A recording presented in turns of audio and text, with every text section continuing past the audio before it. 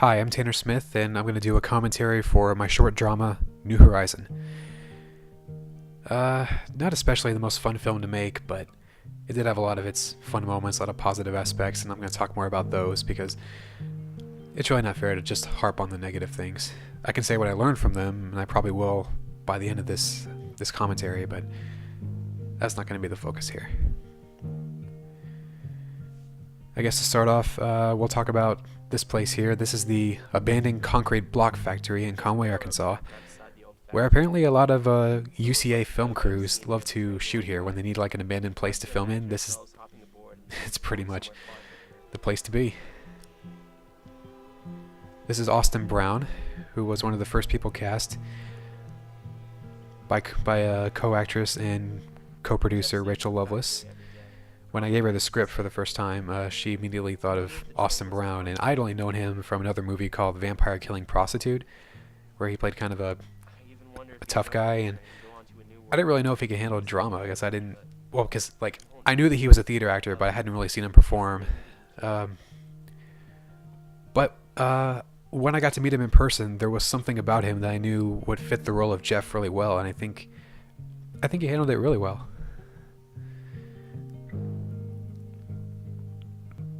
This whole place is supposed to be a church, but really it's like three different locations, all of which are on campus. This room you're about to see, this room right here is actually a set room in Stanley Russ Hall, which is the digital film building.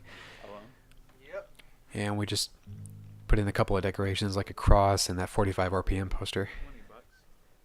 And also filmed within the church in this film was a chapel, which is in the middle of UCA campus, and there's a hallway that you'll see later. Is actually a hallway downstairs in the old main building, which I also use in Home for the Week. I guess I'll talk about how this got started. Well, for one thing, you see this guy in the blue, or is it purple, hoodie here, played by Chris Tedeschi. His character's name is Ted. He's an artist. He's a writer. He works in a laundromat, and as you see, he's sitting next to a poster for a film called 45 RPM. And I played a similar role in that film, 45 RPM. It was a small role, but I never treated it as a small role. I sort of like imagined what my character did when he wasn't working at the laundromat, and I don't know why I thought of him being homeless, but once I put that into mind and I came up with the characters, like the people that he hangs around with, the people who are also in similar situations. The more I thought about that, the more the story for New Horizons sort of just came into play. And so I wrote the script. I gave it to Rachel here, Rachel Loveless as Nicole, and she wanted to help me make it, and we made it. Oh my gosh, this pizza. I'm so nostalgic for this pizza. It's been 2 years since the place that served this pizza shut down. It was a place called Pizza for Two. It's spelled Pitza 42. The number's 42. It was my favorite pizza place in Conway, and it just closed down to make room for a chain that the same people were involved with, Tacos for Life. But I loved Pizza for Two, and it hurt me that they got rid of it. I'm glad I got to use it here. Something to remember it by. This is Jordan Goodeye, who played Daniel, and this was another casting decision made by Rachel. And this is before I even had a chance to meet the guy, and I didn't even know if he could act. But then I saw him perform in a play in the Lantern Theater in downtown Conway, and I thought he did a good job, and so I took a chance with him. It turned out to do really well as the role of Daniel. This is Tony Gishwain, who you're about to see, and I knew this guy because he was a director for a short horror film I was in called Camp Out. You are Johnny Dillon, aren't you? And he's got the accent, he's got the mustache, he's like Sam Elliott, pretty much. I don't think so. I thought it'd be an interesting portrayal. What do you want? Just to talk, or I don't know, just. If I could change, if there's one thing I can change about this movie is how I handled the camera, because I did the cinematography. I think I may have turned the exposure up just a little too high. Oops. And oh my gosh, the day we shot these two scenes with Cecil Dowdle and Chris, it was really hot that day. It was like the butt crack of summer, and it was just scalding hot. And I had these poor guys wear jackets, and immediately after we shot a take, they just immediately took the jackets off, and they just like went inside the nearby stores to cool off and everything. I just felt so bad for these guys, but they knew what they had to do. They knew why they had to do it. So I commend these guys for sticking it out. The guy on the right here is Cecil Dowdle. And originally the role of Rudy, who this guy plays, was going to be portrayed by a guy named Elijah Dobbs, who co-starred in that short film Camp Out with me. But then something came up, and I had to recast the part. And Chris knew Cecil. I think they were roommates at the time. And he knew that I was looking for another actor, and he told me that Cecil wanted to start acting. He wanted to do something with film because he was going to UCA. And I went in, I met the guy, I had him read that scene that we just saw where he and Ted are walking, Chris's character Ted. And I just saw something in him that I knew that he was going to do well, and he did it really well. I keep saying that word a lot, really well, because like, what can I say? I have good actors in this role, and they play their parts terrific. That's all I'll say. That terrific, not just well, terrific. That's what they are. These guys didn't need much. These guys didn't need much of my shoddy direction. And here we have some more talent with Haley Free, also in theater. But I knew there was something in her that she had a natural poise, and I knew that she would play the role of Monica really well, the prostitute with a heart of gold who wanted to start anew but had trouble starting anew, just like all the other characters. And she stands at 4 feet 8 inches, and okay, I'll tell you a really funny story about that. But first, let me comment on this video here. This is made by Nuka Zuka, a popular YouTube channel back when it was called Andrew M Films, because it was made by Andrew McMurray. And the guy at the ATM who blew Andrew away, that was Johnny Brannon, who was the focus of the making of Sensitivity Training, my documentary, and Higher Stakes. And he's also a very popular filmmaker / actor in Central Arkansas. And he is also the voice of Rudy's dad in a later scene with a phone conversation. Got any for me? I just thought it was a nice little Easter egg. And speaking of Andrew M Films, what you're hearing here, what they're listening to on the computer, is a song called Step Aside, which Andrew and his cousin Matthew McMurray made themselves. And whenever I need a song, whenever it's original, I try to find a way to sneak that in there. In Home for the Week, it was a ringtone. I think it was also in Vote for Carly as well. So yeah. God, these two work so well together. Cecil and Haley, they got along really well. They only knew each other for this one day. And they had perfect chemistry. They played it really well. There we go with that word again, really well. I'm becoming repetitive. I'm like James Wynn and Birdemic. Live in Hollywood. Hollywood. Okay, I tell you, nothing has changed. oh man, this scene makes me tear up because Haley is so good in this scene. Right, I was going to talk to you about a story, a really funny story that, it's funny now, but I felt bad about it back then. I still feel bad about it now. I'm just going to talk about it, so here we go.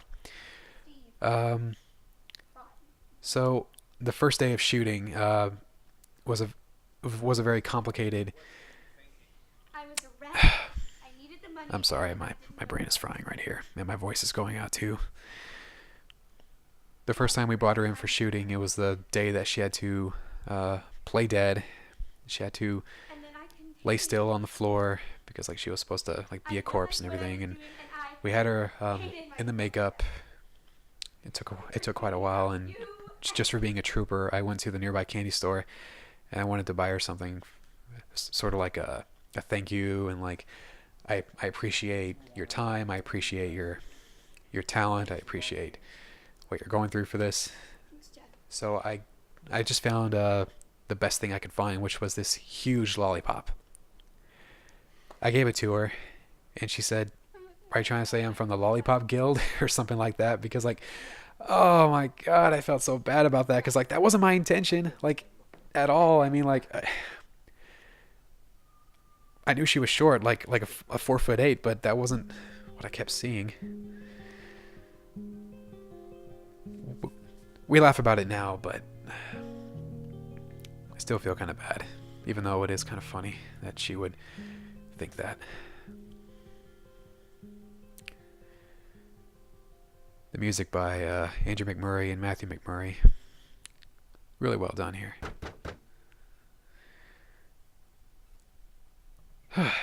Okay.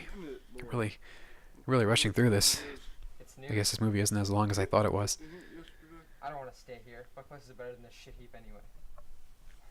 Okay, what do I talk about next? What are you gonna do? Teach me something more respect that my dad didn't teach me? Guess what? God, that background there, all the green and the pink and everything, it's just a little too colorful. And there's all that white. You know what? Screw parents. You learn from your mistakes, you know? And if they don't care about you, why should I made this in the summer of 2014. you can I was in try, Conway for about but 5 weeks. I tried to get it, I tried to get it completely done then, but go off and some things came up and it just carried over to the fall when I was moving back to Conway anyway, and just try my best to work with what I had because many actors' schedules were conflicted, and so I had to change a lot of things in the script, and I had to make it fit really well too. Easier said than done, but we managed to pull it off, I think. Oh man, this was kind of dangerous putting Cecil on this rusty bridge-like ledge here. I don't think I would have anyone do that again. I had Austin get up on there too. I mean, I tested it to make sure it was safe, but I don't know. I mean, this thing's pretty old. Rudy was the only one of us who kept a cell phone. We all agreed it'd be best if at least one of us had one, even though none of us really wanted to talk to anyone. Except for Rudy. So where you staying? I can't tell you that. I was told not. Okay, what do I talk about now? Oh, I get it.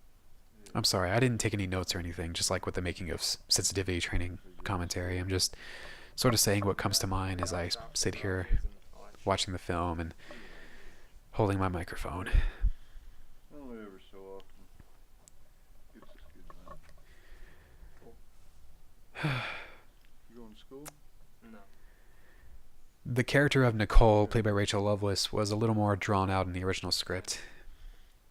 But Mind you, with because there were certain scheduling conflicts, as production just went on and on, I certain sacrifices had to be made, and that included giving Nicole the Thanks. Any more questions? pretty much the shit end of the stick. Pretty much, she's the least developed of the six main focuses. These six young people here. Pretty much all she is in the movie is Daniel's love interest. I guess I can just tell her, like, I can tell you her story right now.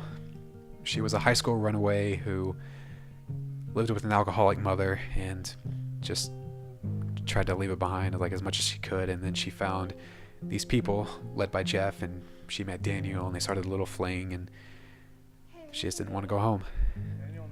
And by the end of the film, she was supposed to find a way to deal with her mother and find a way to start anew with Daniel once he got back, to his aunt, played by Rachel Favori here. That's another Rachel. Rachel Favori, very talented woman. In fact, this scene that you're seeing here wasn't in the original script. She just originally showed up like early on, and her character was supposed to just come over to Tony character's house to pretty much tell Daniel's character, you can't be here, it's time to go, I'm responsible for you, and stuff like that, like be very stern and just like stuff like that. But I wanted to show Rachel Favori's character some more, mainly so I could show her talent here, because like she has a really nice screen presence here, and she's very warm, very passionate, compassionate, and I just think she did a really good job, and I wrote this scene to give her character more depth as well. I want you to feel like you're stepping in the right direction. I want you to feel like you Just shows that Daniel doesn't have to run away. I don't know any of those people that you were with, but I know you. But I did cut out quite a bit of this scene too, mainly just for time. The reason that Daniel ran away was because of her husband, who was, very abusive, very much just a jerk, which is how these things usually go. Rudy woke And up I early cut one out morning and a big found part of her Jeff in the speech in hallway. which she says that Unfortunately, he also found something else. she found out that he was never really worried about Daniel leaving, and so she just kicked him out of the house when she realized what a jerk he was. What? What? This is the hallway I mentioned before in the old main building. And this is Haley just playing dead like a champ. We shot this in different days, and so Austin had to react to pretty much nothing. I think I showed him what she was going to look like when he was just pretty much going to react to, all this, and I checked my jacket. he just used that as a mental image for when he just got down on the floor and just started crying, and And there's some stuff. he sold it. She must have overdosed or something. I told her why I would never use As well as Cecil sells this moment here. Feels like he's tweaking, he's panicking, and he's just not sure what to do next, and he's partially responsible for the death of Haley's character.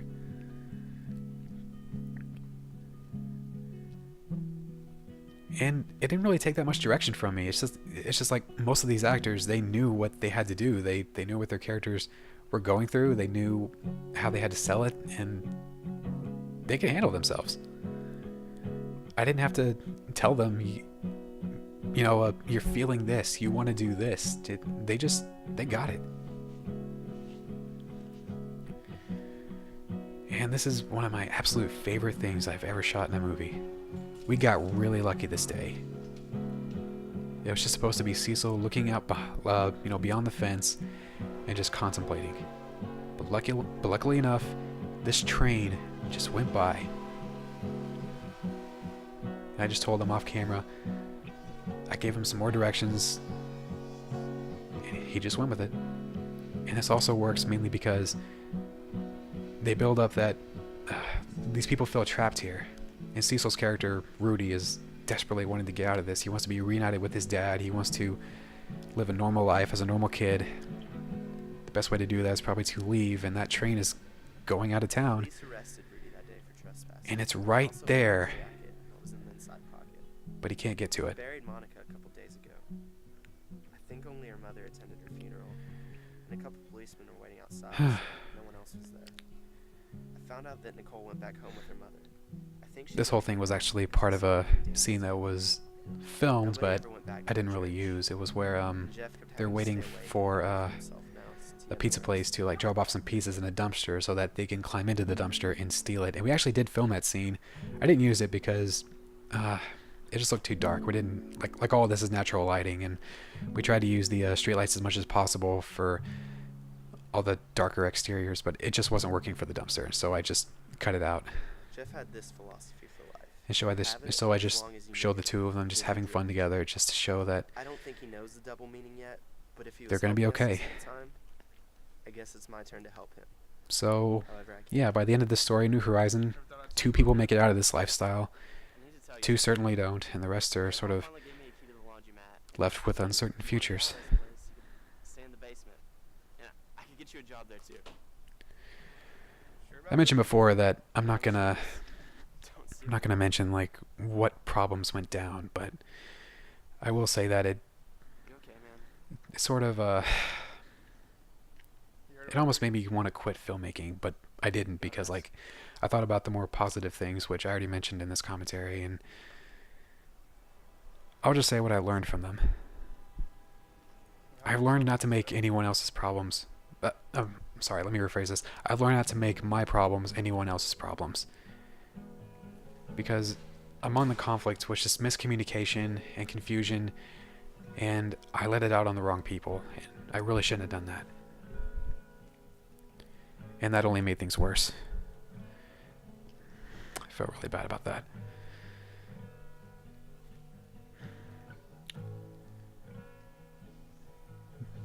Oh, originally the film was going to end with Austin's character Jeff having this big monologue about, like he was talking to Chris's character Ted about how he wanted things to be perfect. He wanted everything to be in his control, and just how rough the world is out there, and he just should have tried harder. And originally it was just going to end with him sitting on that staircase thing in that shed and just looking outside and saying, "It sure is rough out there." And then you hear the train whistle blow again, and then it just cuts to black and roll the credits. I thought it might be a little stronger if he just left the place and never looked back.